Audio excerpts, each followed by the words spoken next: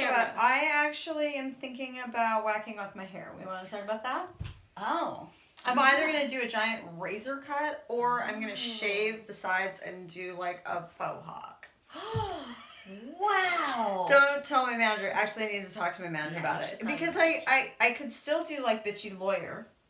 You could, but it would take on a whole other level. It would. I'm trying to see how can I do this without having to get new headshots. You see, this is what vapid actors have to think about. No, we're not vapid. This is being business We're incredibly savvy. Intelligent actors, and these are the things you have to think about. People in the business don't understand. I mean, oh God, the business. Maybe nobody actually cares, but you know, I am taking on the music thing again.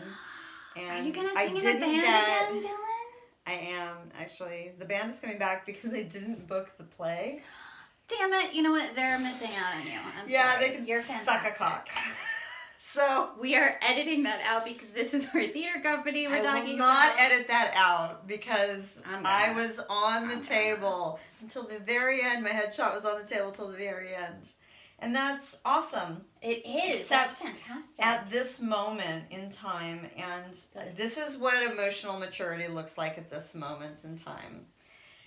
If they really wanted me to be in the show, I'd be in the show. Right. And that's okay, because I'm going to take that energy and use it to the next thing.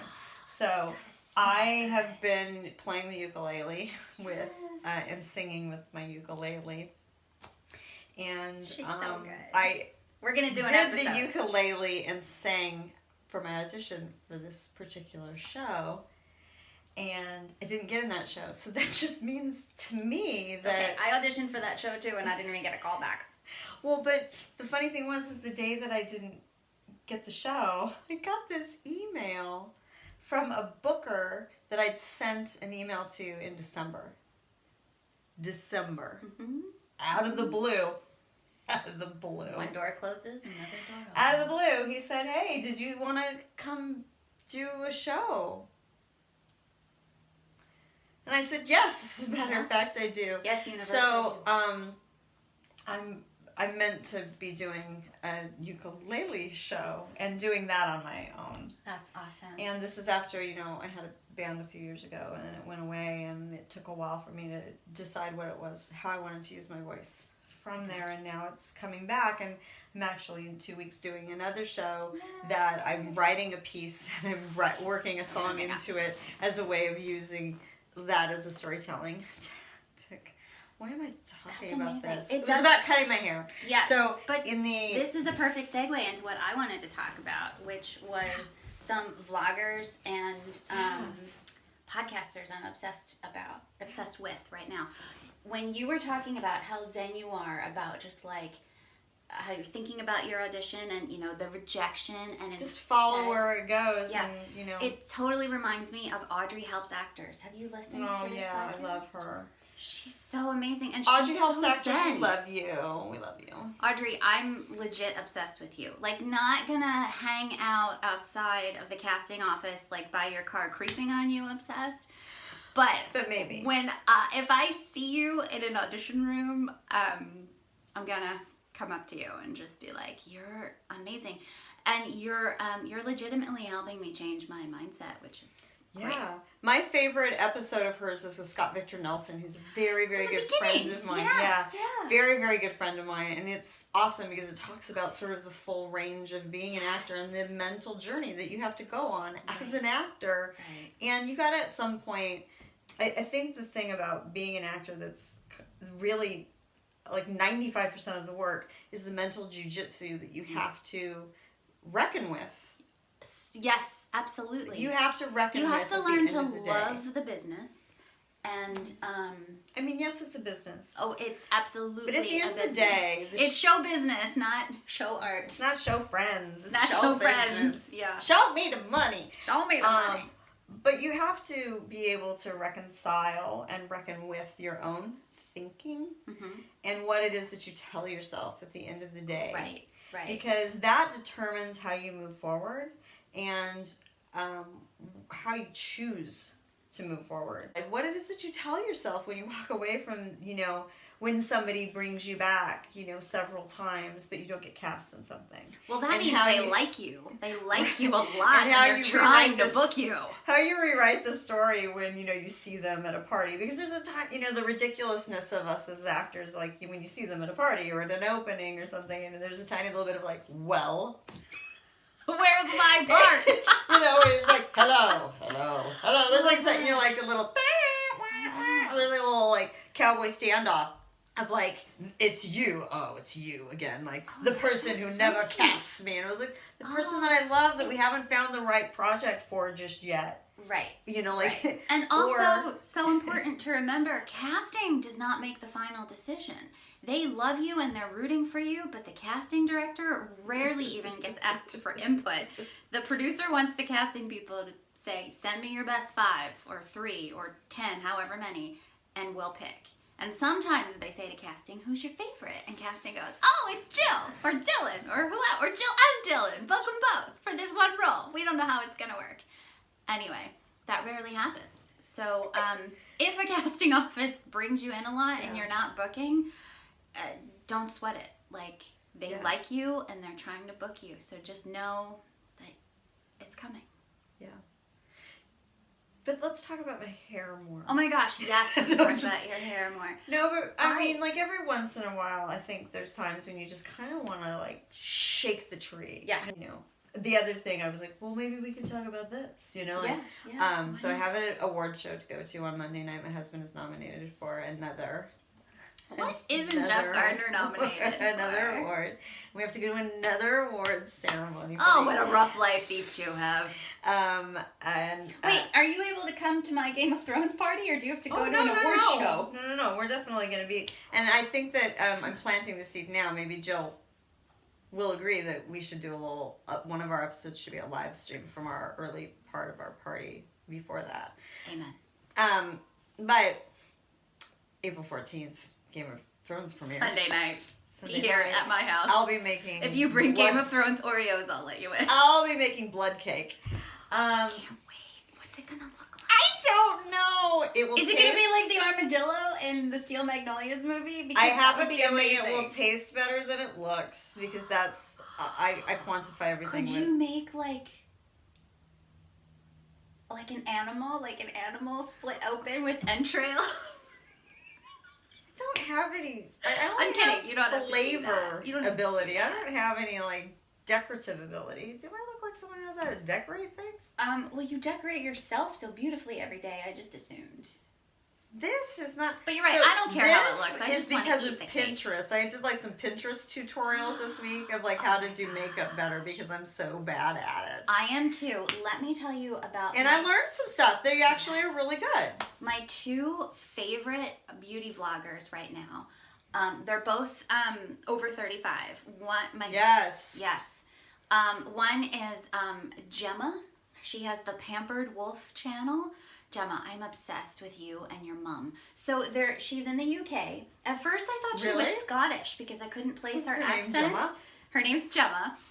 So first of all, you know, she's in the UK, so you just love hearing everything she says.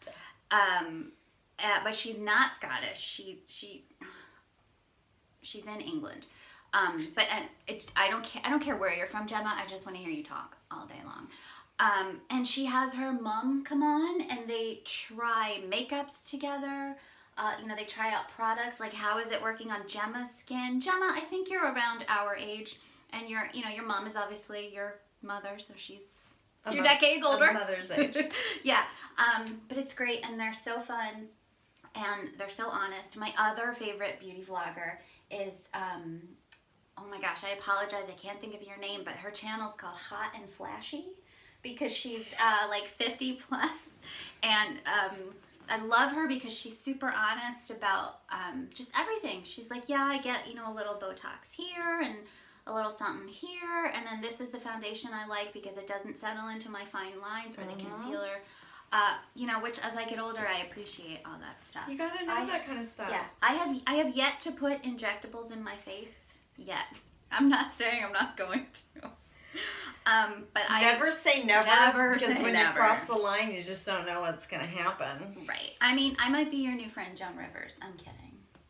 Listen, Don't ever. You know, once you get started, you get started. But I think Joan probably had more plastic surgery than fillers, right? I mean, Joan had a ton of plastic you know what? surgery. I love Joan Rivers. But Joan never tried to act like she didn't. I mean, that's you know? true. That's true. She titled her own documentary "A Piece of Work."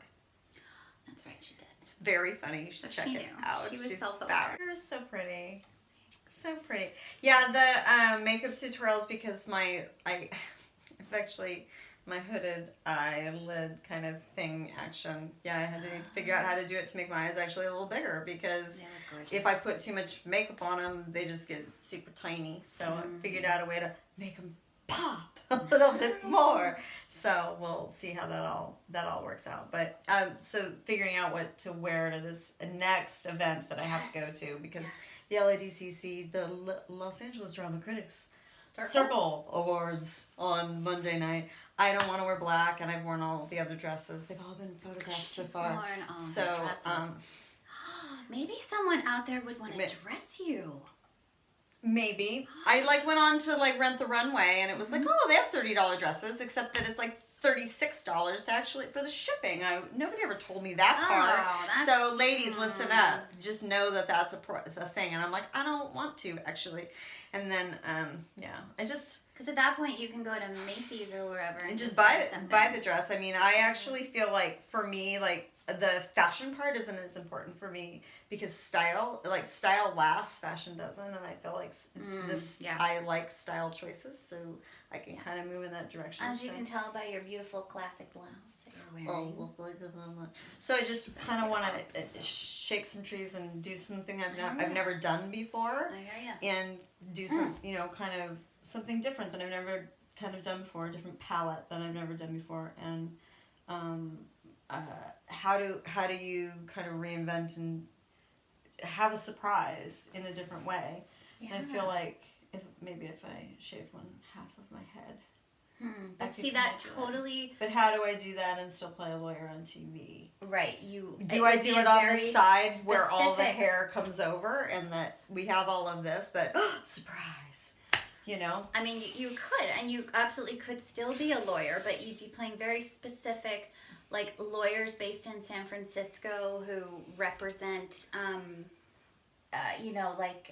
my brand, Throughline brand and all of my casting is Ballbuster, so I don't know that that's really a problem, but no, it's not a theater, problem. That's a little bit. Yeah, it's a problem for classical theater. Although wigs. I mean, isn't it? Yeah, no, I mean, I think this is one of the things we have to think about. We care, but we don't care. It's that weird line we have to walk. Just know that you're going to get Does anybody else care? Maybe we should talk about something. Listen. Yes. Yeah. But, maybe other people, in their work, actually, this is a relevant question for other people. Because, at a certain age, it's do I fucking care what anybody thinks about anything? Should I just do that thing I want to do? Should I dye my hair pink? Should I do, kind of want to, put a streak of something? Everybody all wants to, should I follow that thing and just do whatever the fuck I want? It's an important conversation to have. In general, give fewer Talk to me. fucks. Yeah. That's one of the few times you'll hear me say. Yeah. Zephyr. It should be, my girlfriend, when on her days when she gives zero fucks, her nickname is Zephyr. Oh, I like that. So the Zephyr, that's the name. I love that. So on the Zephyr days, yes. On the Zephyr days. That reminds me of a funny story about when I was dispatching that we'll save for another time. 911 operator, dispatcher. That's another conversation. Yes, world. We'll talk about that. The jobs that actors have had. Oh, right, being an actor. No, that should be our next episode. The jobs. The jobs that we've had as actors. Anyway, back Valet Parker. Oh, nice. Okay, please. So, and just about your hair again, being specific. There's an actress I know of, and she works a ton. Her name is Verona Blue, and she has a blue big mohawk. Yeah. Or the sides are shaved bright blue. She, so obviously she's very specific, but she works a ton. She's been on Mom as someone in an AA meeting. She recurs on Bosch as a bartender in a funky bar. And she has other credits that I can't think of. It sounds like I'm obsessed with her. I'm really not. I just You know can be obsessed with her. we have mutual friends, so when I see her on screen, I'm like, oh yeah, there she is. But so yeah, I mean, like it could make me more distinctive as the single mom. Mm-hmm. You know, as the edgy whatever. It could make me more distinctive.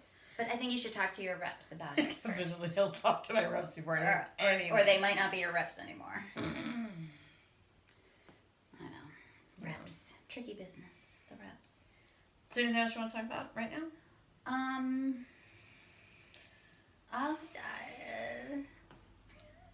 That was eloquent and articulate.